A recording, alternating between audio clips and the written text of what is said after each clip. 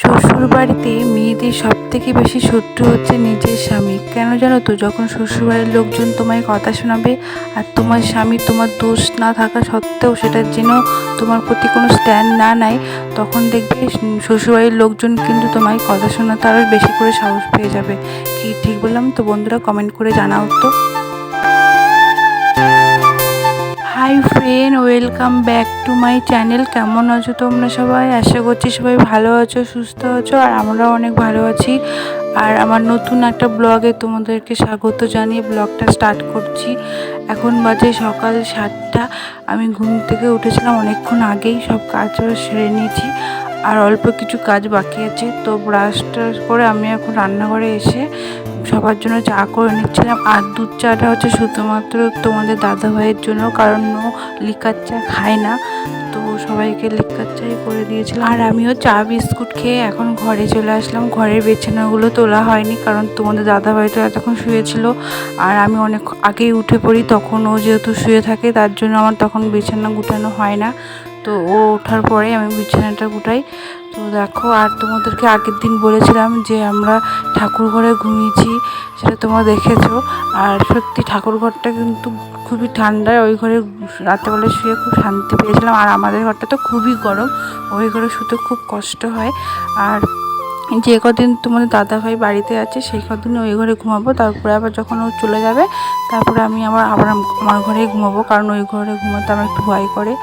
তো ওই ঘরটা সব গোছানো হয়ে গেছে, তারপরে এই ঘরে চলে আসলাম।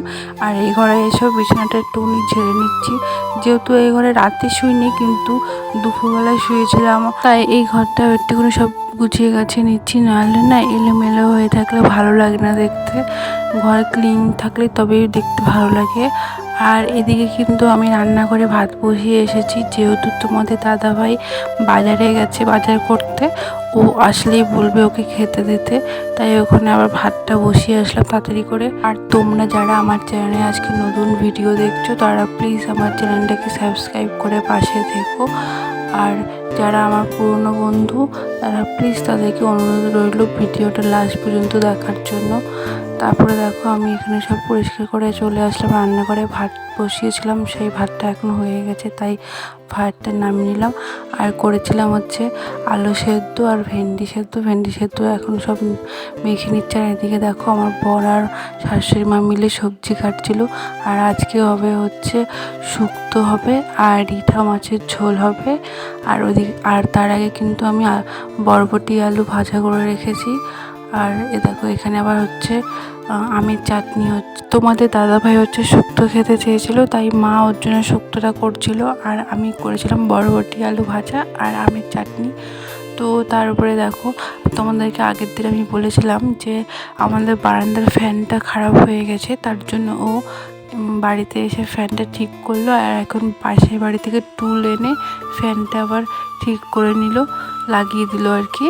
তো কিন্তু ফ্যানটা জানো তো 2 দিন চলার পরে আবার খারাপ হয়ে গেছে। তো তারপরে দেখো মায়ের রান্নাবান্না হয়ে যাওয়ার পর আমি এখন এখানটায় সব রান্নাঘরটা পরিষ্কার করে নিচ্ছি, গ্যাস ট্যাসগুলো। আর ভিডিওটা কিন্তু আমি এখানেই শেষ করে দিচ্ছি, কারণ এরপরে আমার আর ভিডিও শ্যুট করা হয়নি। তো তোমাদের যদি ভিডিওটা ভালো লেগে থাকে তাহলে লাইক শেয়ার সাবস্ক্রাইব করে দিও। দেখা হচ্ছে আবার নেক্সট ভিডিওতে।